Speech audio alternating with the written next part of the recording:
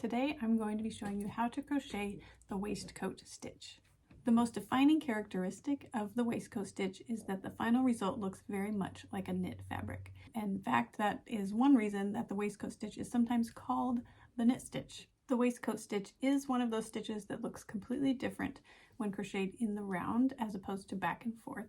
So if you are looking for the knit look that you get from the waistcoat stitch, you will want to be crocheting in the round. Now this stitch creates a very dense fabric without many gaps or holes. In fact, one of the challenges of the waistcoat stitch is that it can be easy to make your stitches too tight. Sometimes you might even want to go up a hook size than the one you would normally use in order to loosen up your tension a bit. Lastly, this is a really fun stitch to use for color work. It makes a really pretty design and you can have a lot of fun with that too. If you love the way this stitch looks, I will put links to a few of my patterns that use it in the video description. Now let's get started on how to crochet the waistcoat stitch. I'm going to show you two ways today. I'm going to show you both in the round and back and forth, side to side with the waistcoat stitch. All right, so to get started, we're going to make our slip knot, put our hook on our yarn. Now today I am using a J hook. Normally I would use an I with this yarn, but because I mentioned before, this fabric can come out pretty dense, so I like to use a hook that is a little bit bigger than I normally would to help me loosen up my tension. And to get started, we are going to do in the round first. And what you need first for the waistcoat stitch is just to have a row of single crochets. So we're going to kind of start off how we would in any project, and we're going to chain. And we can chain any number of stitches. And I'm going to just chain enough to be able to join this chain and make a circle so that we can crochet in the round.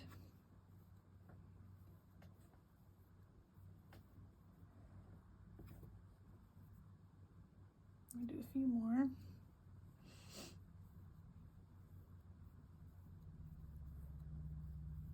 Okay, so once you have the number of chains that you want, we're going to circle around without twisting our yarn, our chain. We're going to join to that first chain with a slip stitch. Put our yarn in, yarn over, and pull through both loops so that we have our circle. And then we're going to chain one. And we're just going to go around and put a single crochet in each chain around. So insert your hook, yarn over and pull up, yarn over and pull through two. So we're going to single crochet in every chain around to get our first foundation row of single crochets to get us started on the waistcoat stitch.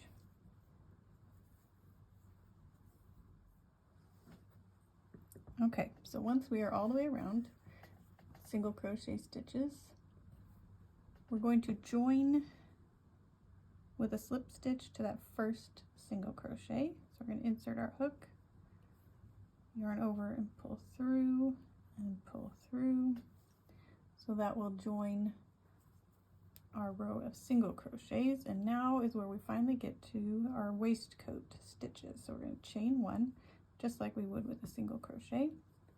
We're going to look at our stitches. Normally for a single crochet we would put our hook right here, right in front of that first single crochet, but instead we're going to look for these two V's that are on the post of our stitch, and we're going to put our hook right in the middle of that V. And then we're going to complete it just like we would a regular single crochet. Yarn over and pull through, yarn over and pull through both. And we're going to do the same thing with the next. We're going to look for that V. We're going to put our hook right in there, yarn over and pull through.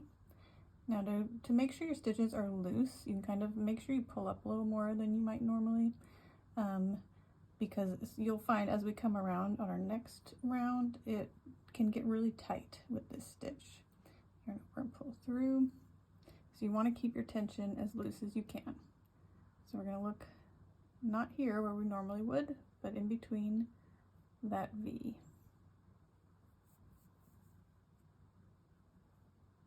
Oh, sometimes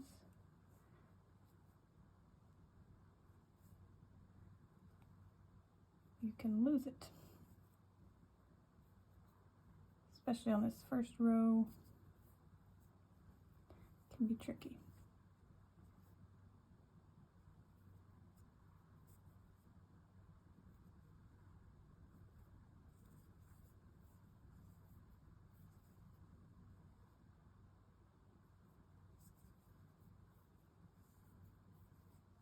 So we're going to keep going around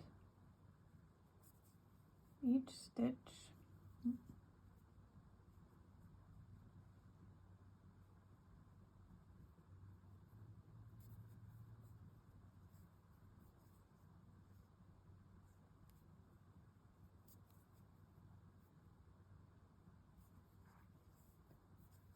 Until we get all the way around. So meet me here at the end of your round when you get to the last stitch.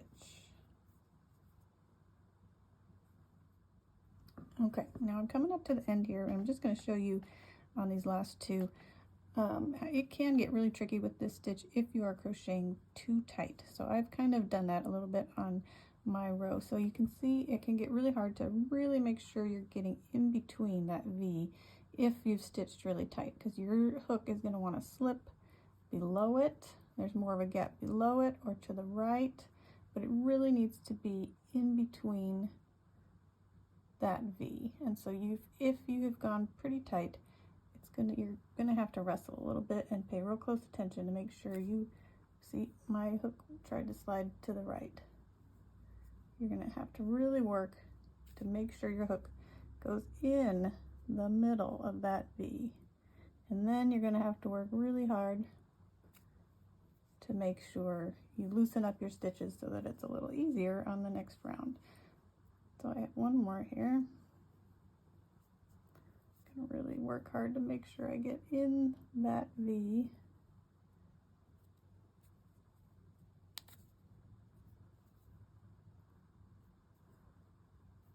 All right. Whew, made it. All right. Now we're going to join at the end of our round just like we would with regular single crochet. So we're going to look for that first stitch. Put our hook through the top two loops, yarn over and pull through. And then we're going to move on to our next round, and we're going to do it exactly the same. We're going to chain one, and then we're going to look for that V, not right here where we normally would, but in between those loops there of the V, and hopefully this round is going to be a little easier. That first round can be real tough. Here we go, there's that V. Insert our hook in the middle, yarn over, pull through both, insert in the center of that V, yarn over, pull through, yarn over and pull through both loops. There we go. And then you're going to get into a groove, and it's going to go a lot more smoothly, just like a simple single crochet.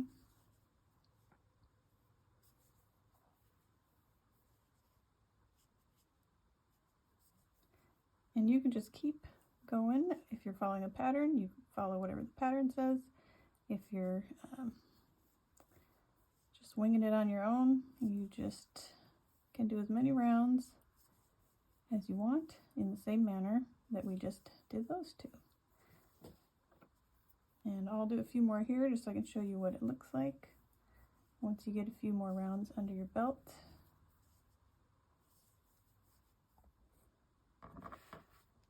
Okay, so you can see now I've done a few rows, and you can see how each of these V's are lining up because we've crocheted right into the middle of them, and it makes these nice lines that look very much like a knit fabric. It's very thick. not too stretchy, very solid. You can't hardly see any holes unless you really stretch it out. So nice, thick, sturdy fabric, really nice and neat looking rows.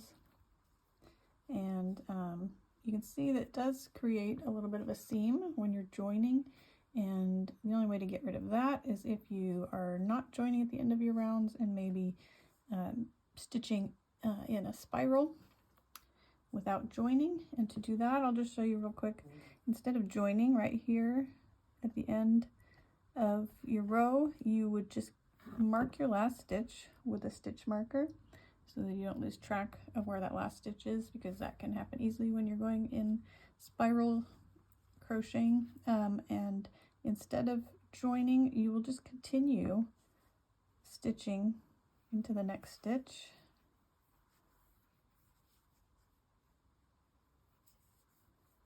And with this method, you would,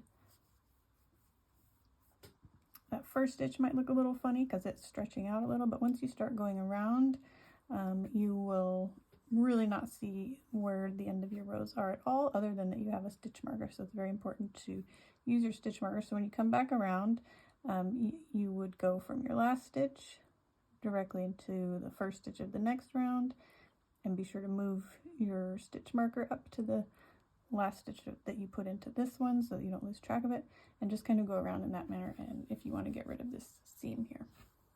All right, so now we're going to do the same stitch but back and forth, and we're going to see how it looks different. So we're going to put our yarn on our hook, and again we're going to just chain any number of stitches that you want.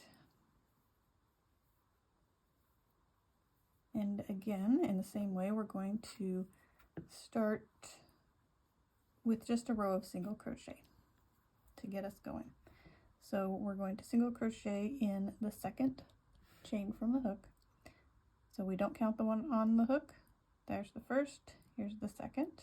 I'm going to single crochet into that chain. Insert your hook, yarn over and pull through, yarn over and pull through both loops. We're going to single crochet across.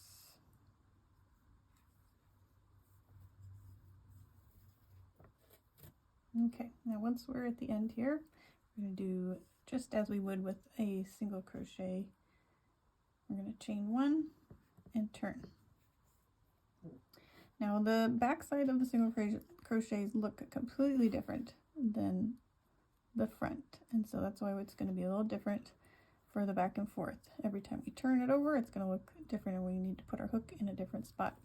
Also, good thing to know is that if you only waistcoat stitch across into this row, you're going to lose a stitch, and you're going to start to shrink and lose one stitch per row. So you either are going to have to put a single crochet here right before where you would put a waistcoat stitch, or at the end you can put a last single crochet in your starting chain. So I'm going to go with the method of putting a single crochet here first, and then I'm going to start the waistcoat stitch. Now on this side there is still a V, but it's under this bar this time, and it's a kind of an upside down V this time. So you're going to look for the bar, and then under the bar you'll see two loops, and you're going to put your hook through there. And again, just like the first row in going in the round, the first row is going to be the hardest, and we might have to do a little bit of finagling to get our hook through there. Yarn over and pull through, yarn over and pull through two. Go to our next stitch. There's that horizontal bar. Underneath it, we're going to put our hook through two loops, yarn over and pull through, yarn over and pull through both. The next one, there's the bar, there's the two loops making the V, and I put my hook in the middle of them. So we're going to do this all the way across.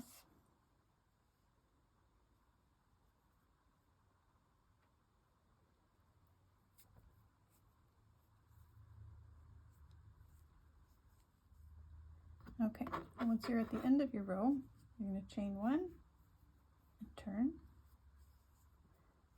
Put that first single crochet where you normally would, not a waistcoat stitch. Just put it in that first gap there. And then see this row, it's a little easier to see our V's, already getting easier. So here's the bar and the 2 loops that form the V. I'm going to put my hook right in the middle of those, yarn over and pull through, yarn over and pull through both loops. To the next V. And we're going to continue across. And we're just going to continue these rows for as many rows as you want.